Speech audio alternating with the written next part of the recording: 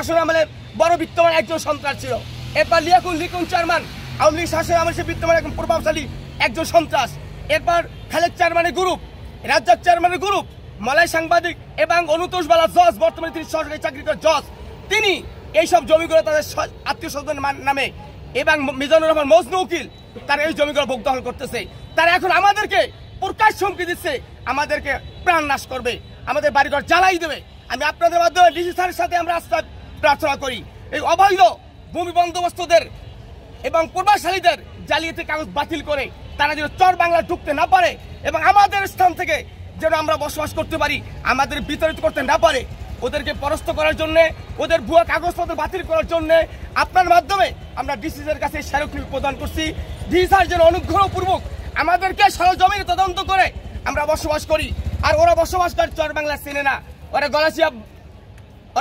ওরা গলাচিপাতে প্রভাবশালী মানুষ, ওদের বাড়ি আছে, গাড়ি আছে, আছে, এদেরকে যেন ওই চর বাংলায় অনুপ্রবেশ করতে না দেয় এবং তদন্ত করে আমরা যারা বসবাস করি আমাদের কিছু ভূমি বন্দোবস্তের ব্যবস্থা করে আপনাদের মাধ্যমে আমরা ডিসি স্যারের কাছে সেই প্রার্থনা করছি। আসসালামু আলাইকুম।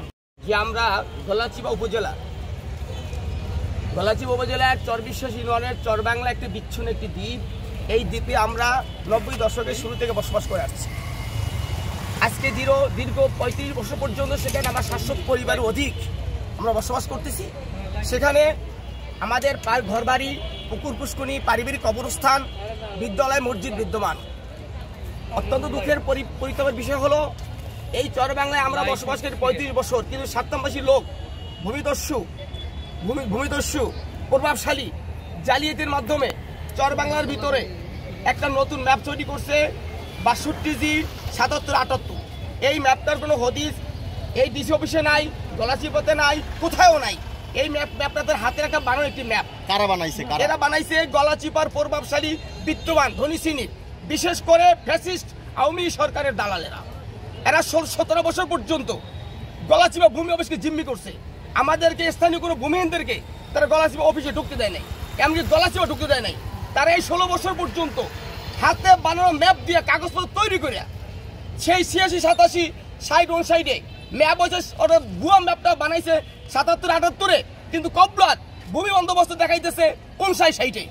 এর একান্ত জালিয়াতি এই ম্যাপ দিয়া তারা ভুয়া কাগজপত্র তৈরি করে আমাদেরকে চর বাংলা থেকে এই 700 অধিক ভূমিহীনদেরকে এই 35 বছর বসবাস স্থান থেকে আমাদের উচ্ছেদ করার জন্য তারা পায়তারা চালাইতেছে।